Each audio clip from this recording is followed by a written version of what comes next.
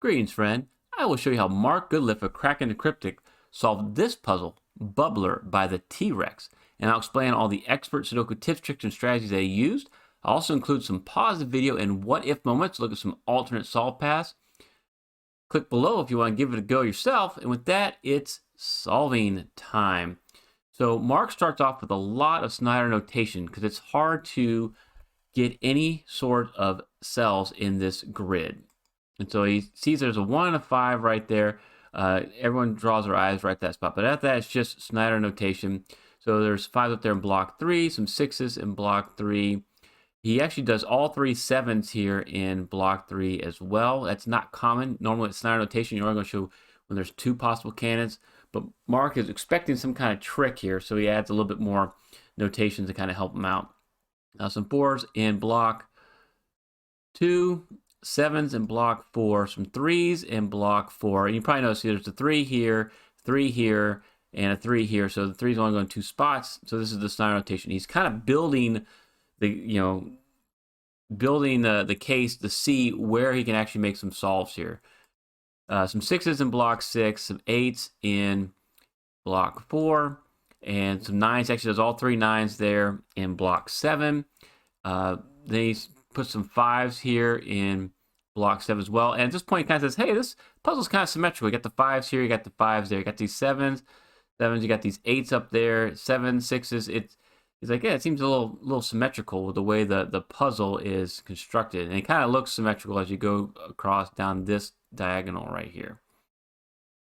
Okay, put some 4s in block 4, some 6s in block and 7s and also in block 8, some 2s up there in block 2, 9s in block 2, and then you got a couple of 4s here. Now the 4 cuts across row 7 and column 7, only 2 spots for 4 in block 9. I'm going through this kind of quick because you'll notice he hasn't solved any cells yet, and it's just kind of building the case that, hey, you're going to have to need some kind of advanced strategy or logic or creativity to get a break through here. So then at this point, he starts marking individual cells. And he goes, okay, there's a 2, 6, 7. I think there might be something going on here in column 7. So he looks up to the top and goes, okay, that can be a 1, 6, 9. That can be a 1, 7, 9.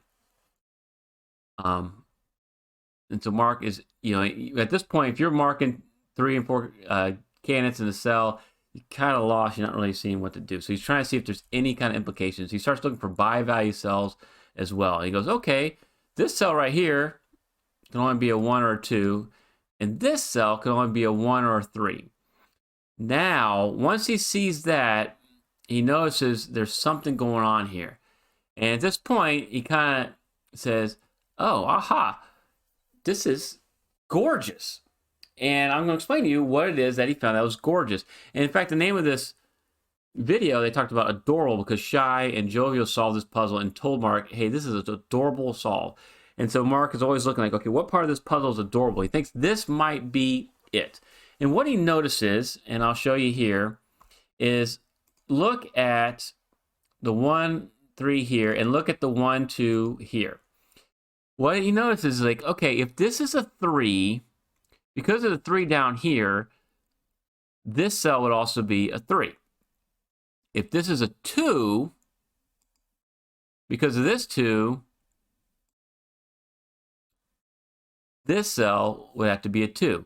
And so what he figures out is this can't be a 2 while this is a 3, right? Because the 2 and 3 are both going in this cell. So he says, well, if they can't be both 2 and 3, then one of those, at least one of those cells has to be a 1. And once you figure out that at least one of those cells has to be a 1, you can eliminate a 1 from any cell that sees both of them. So he looks down here and goes, oh, hey, I can eliminate a 1 from this cell right here and solve that for a 5. This is the intended break-in. This is what the T-Rex intended for you to see and solve, and be able to solve this for a 5. All right, and if you're wondering, is there a way around this logically to get to the next solve? And the answer is no. And believe it or not, what Mark found actually has a name. It's a very advanced strategy called a group alternate inference chain. And I'll explain to you how it works. Okay, so 2s could be there. 3s could be here. This could have a 2 or a 3 in it. This is how it works. What you have to do is you take an alternate inference chain, which means you have true and false links in the chain, right? So you'd start here and you go, okay, if this is 1, if not 1, that's a 3. So strong link between the 1 and 3. Then you go over here and you treat these 3s as a group. You go strong to 3, weak to these 3s as a group. And then this group would be considered as one cell, and this would be the other cell where there can be a 3. And so you'd say strong to this 3, weak to these 3s, strong link to this 3 right here in this cell, weak to this 2. Then you treat these 2s as a grouped cell and say, okay, well, there are only 2 possibilities for 2. Either 2's got to be in one of these cells or it's got to be here. So strong to these 2s, weak to this 2, strong to this 1, weak to this 1, and strong to this 1, because there's only 2 1s in block 5. And so what would happen, and I'll use some more coloring here, is that either this cell is a 1. If that's not a 1, then this is a 1. Because if this is not a 1, that'd be a 3. This would be a 3. One of these would be a 2. Then this would be a 1. That'd be a 5, and this would be a 1. That's how the grouped alternate inference chain works. And that way you can eliminate any 1 that sees this purple cell and the red cell. So you can eliminate a 1 from right there and solve it for a 5. That's how the logic works. Very advanced stuff. Now, I've covered alternate inference chains before. I have an advanced tutorial, and I'll put a link to it right here. You can go check that out to understand kind of how this strong, weak link thing works. This is amazing stuff. And believe it or not, we are not done yet. This is just the break-in. There's at least one more advanced strategy you need to make more progress in this puzzle. Otherwise, you're going to hit a pretty significant roadblock. So let's move on. So I've removed all the coloring that I did previously and showed that now you can actually solve this for a 5. After that, Mark solves row 6, column 6 for a 1. And then you think, okay, we can actually get some solving here. Well, you can make a little bit more progress, but you're going to get stuck again real soon. We'll see what happens here. So if you come down here into block 8, there's only 2 spots for 1. Now it creates a pointing pair. So the 1s are in this spot. You have a 1 right here. So there's only 2 spots for 1 in block 7. So Mark makes that mark. And he also looks up here and he goes, you know what? He kind of works through this logic of the 1, 2, and the 1, 3. He's like, either, you know, we got a 1 or 2 here. You got a 1 or 3 here. So 1, 2, or 3. If these are both 1s, then this would be a 1. Otherwise, this is either going to be a 2 or it's going to be a 3. So he figures that this cell right here has to be a 1, 2, or 3. So he makes that mark. And then he focuses across down column 1 and goes, okay. He actually calls this purple. He thinks this is very, very significant. He says, okay, now I'm going to look down here and go 1, 7, 8 in row 7, column 1. And he's trying to see what else is going on. And he thinks the key might be up here in block 1. So then he marks in all of block 1 with this 1, 3, 8, 9 and the 1, 2, 8, 9. And he makes another really good observation. And this is the second key element you got to figure out when doing this puzzle. And what he figures out is you have 1, 2, 8, 9 and 1, 3, 9. He goes, this cannot both be an 8 and 9 up here in row 1. And neither can it be an 8. Both of these be 8, 9 here in column 1. And hopefully you can see why. If this was an 8 and that was a 9, then you'd have a 1, 3 here and a 1, 3 here. You have a 1 or a 3. And then you have nothing to put in this cell.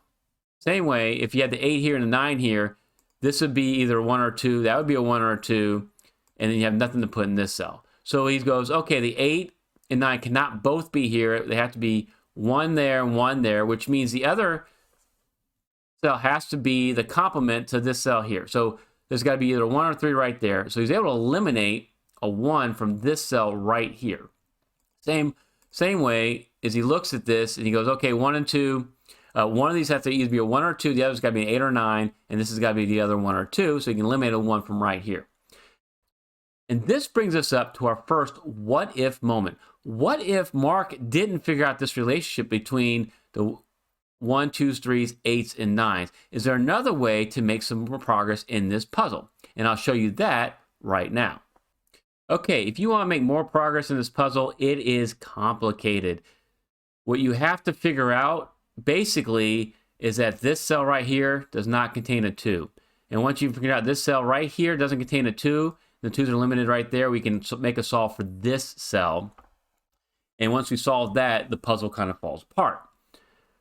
How do you figure this out? Well, you have to use this another extremely advanced technique called a Sudoku. And I say extremely advanced. I've shown those before, a previous puzzle. But this one is a 5 cell, and it involves some grouping down here in order to make the elimination. So let me kind of explain to you how it works. First, you'd want to fill out all the candidates in here. And then you need to fill out all the candidates across row 7. And the way a Sudoku works is basically you look here and go, okay, I have 4 candidates here, 3, 6, 7, and 8. Then you're going to look outside that cell and you'll look for some kind, you have to have a by value cell outside of the block in the same row or same column. And so you have this 3, 8 here. Now, inside the cell, you need to find the complement to this 3, 8. So it's 6, 7 inside the cell. Well, you don't see there's just, 2, 6, like a 6, 7 in one of these cells. But what you do see is there are 6, 7 along with a 2. And so you can look at this and go, well, this is a 2 or 6, 7. So with these 3 cells, you're going to have one of a 6 or 7 and then one of a 2. And so how this works is no matter how you slice this, you cannot have a 3 or an 8. Either one of them has to be here, and then the other one has to be there. And so you can eliminate all the 8s remaining in row 4. If you put an 8 here, you're going to end up breaking the puzzle. You're going to run out of candidates in the block. Same thing with this 2, 7. You can actually eliminate all the 2s, 6s, and 7s that are not right there or in these 2 cells. So within the block, you can eliminate the rest of these 2, 6s, and 7s. And once you eliminate the 2, 6, 7 here, and you eliminate those 8s there, but once you eliminate the 2 from here, this right here is only spots left for 2 along column 7. And then you can look right here and go, what can this cell be? Well, it can't be a 1. It can no longer be a 2. It can't be a 3 or a 4, a 5. It cannot be a 6, 7, or an 8. So you can solve this cell for a 9. And once you solve this cell for a 9, the puzzle gets much easier. But you'd have to find the Sudoku in order to make this work and make this elimination. Very tough. Instead, you want to do what the TheTeaRex was giving you. It's like, hey, look here in block 1, figure out the restrictions I'm giving you here with this 3, with these by-value cells, with this 2. That's how you're going to solve this puzzle. So let's go back to the main solve. And so Mark is able to remove the 1 from row 1, column 7. And he does a 6, 8, 9 in row 1, column 8. And he notices that this eliminating the 1 applies to column 1 as well. So he comes down, eliminates the 1 from row 7, column 1, then adds 7, 8 down there in row 8, column 1, 7, 8, 9, actually. Then he's able to solve for the 1 in row 3, column 7. He notices, hey, the only place left for a 1 now is right here. So he solves that for a 1. Then he makes the marks, reduces the marks there in block 1. And then comes down and goes, oh, hey, I can actually solve the same way I did with the symmetry here. I can solve this cell right here for a 1 because this is no longer a 1. He's looking at his Snyder notations. And after solving that 1 in row 7, column 3, he makes a 3, 8, 9 mark in row 1, column 3, eliminating the 1 there. Then he starts adding 6s in block 9 because he says, okay, where can a 6 be across row 7? Well, it can't be here. And it can't be here because of this 6, so it's got to be 6s, which helps us eliminate the 6s from this spot. And remember, now this is a 2, 7 naked pair. You can eliminate the 2 from here. So once you eliminate the 2 from here, the solving should get somewhat easier. And let's see if that's the case. He lands a 2, 7 from there. And like I showed you, he actually notices and solves for that 9 right away in row 6, column 7. Then he solves for a 6 in row 1, column 7. And then he marks the 8, 9 there in row 1, column 8. He marks a 3, 8 in row 7, column 6. He kind of cuts across here. And he goes, oh, well, there's only one spot left for a 7 because of this 2, 7 right here. So he solves that for a 7, and he finishes off the naked triple along row 7 there. So after putting in the 3, 6, 8 there, he goes up to block 2 and he marks some 1s. He gets back to that Snyder notation. He marks a 5, 7 in row 3, column 8 and 9. He says the 5, 7, since I have both Snyder marks there, that has to be a naked, or excuse me, a hidden pair. And so he marks that, and he marks a 3, 8 in row 2, column 9. So you can see he's still making marks. Mark hasn't quite cracked the puzzle yet, but really all the strategies are there. You just have to kind of put the pieces together. So he's slowly putting those pieces together as he's making his marks, because he's not quite sure if all the advanced strategies are over yet. And so after that, he marks a 3, 8, 9 in row 2, column 8. Then he comes down and notices that have a 5, 6 right here. So in block 7, the 5, 6 are limited to the same 2 spots. So he makes a 5, 6 hidden pair right there, eliminates a couple of marks. After the 5, 6, he makes an 8, 9 in row 4, column 3, a 2, 4 in row 5, column 3, and then 2, 3, 4 in row 6, column 3. And he notices that the 2, 3, 4 actually creates a triple, so he can eliminate 2, 3s, and 4s from any other cell in column 3. So he eliminates the 3 up there in row 1. And by doing that, you now have this naked pair of 8, 9. So you can eliminate the 8, 9 from any other cell across row 1. So he makes that down to just a 1, 3. And then he goes, oh, can I do the same kind of thing coming across row 3 that I just did down here in column 3? And so he starts making those marks, 8, 9, 3, 4, and 2, 3, 4. After making 2, 3, 4, 8, actually, after making that, he comes down and says, all right, let's fill out the rest of block 7. So it's a 2, 8 and a 2, 8, 9. And then he comes up and notices in column 2 here, he has an 8, 9. It's like, oh, okay, great. This is an 8, 9 naked pair, which means that these 2 cells are limited to a 1 and a 7. And Mark could have made another solve right here, but he misses it and keeps on looking for other places he can solve. So this brings us up to our first pause the video moment. Pause the video and solve for the 1 here in row 4 while I give you a few seconds. Okay, congratulations if you spot it. You're working your way through all these marks, and notice that because there's a 1 right here, you can actually solve for the 1 right there and solve this for a 7. As you will see, this will hurt Mark later on by not solving this, because he has a hard time resolving a lot of these bi-value cells and empty cells here in columns 8 and 9. But congratulations if you did spot that. He does, however, go over here because, hey, now the 1s are limited to block 6 here in row 4. I can actually solve that for a 1. So he solves for 1, row 5, column 1, which gives us a 1 in row 2, column 1, and then he solves that 3 up there in row 1, column 5. And his mood brightens after this. He's like, oh, I'm feeling really good. I think we've hit the major parts of this puzzle. He solves for 4, row 3, column 5. Cuts down to just a 2, 8 there in row 3, column 6. And he realizes, since I just solved the 3 has to be only 1 spot there in block 1. So he solves the purple cell for a 3. And he's happy about that. He calls it Mr. Purple.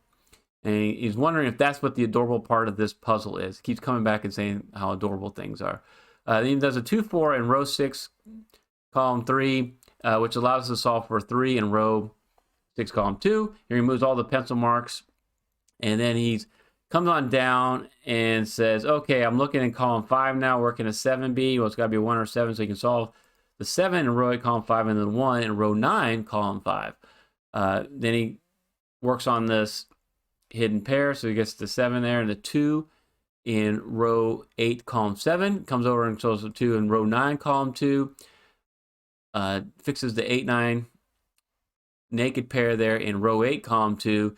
Then he comes up and solves for a 1. He looks back up here and goes, okay, the 1 can only be in one spot in block 2. So he solves that 1, and then he's coming down column 4, and he says, oh, I got this 8, 9 pair here. What's remaining? 6, 8, 9. Well, I got the 8, 9. So this cell actually has to be a 6. So he solves that for 6, solves this for 8 because he sees the 9 over in row 9, column 9. He then solves for the 6 and the 5 down there in block 7.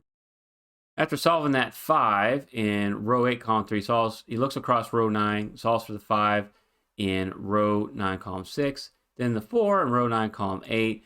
He solves for the 3 in row 7, column 6. And the 4 in row 8, column 6 finishes out block 8. After that, he comes back up and he realizes, oh yeah, I can solve that 9 in row 4, column 3. Eliminates the 9 right there and leaves just a 2, 8 in row 3, column 1. And he still doesn't see this 1, 7 solve, and so he's like, okay, why isn't this puzzle falling apart? So instead, he makes some central marking 6s here and central marking 5s in block 6, and then he fills those in and goes, okay, that has to be a 2, 6, 2, 5, that has to be a 4, 6, and a 4, 5. Then he comes and notices that, hey, I can solve for a 3 here in row 8, column 9, and that starts cleaning things up because now he gets rid of the 3s here, makes a 6, 8, but he also looks up and notices that there's no longer going to be a 3. So he solves for that 8 in row 2, column 9. Allows him to solve for a 1 in row 1, column 8, a 3 in row 2, column 8, a 2 in row 2, column 6, an 8 in row 3, column 6, and then cuts over and solves for that 2 in row 3, column 1, a 9 in row 2, column 1, an 8 in row 1, column 3, a 9 in row 4, column 3, 8 in row 4, column 2. And try to follow along here and see, would you solve this in the same order Mark does? Because Mark's really quick when it comes to finishing out the digits here, and he's quite accurate as well.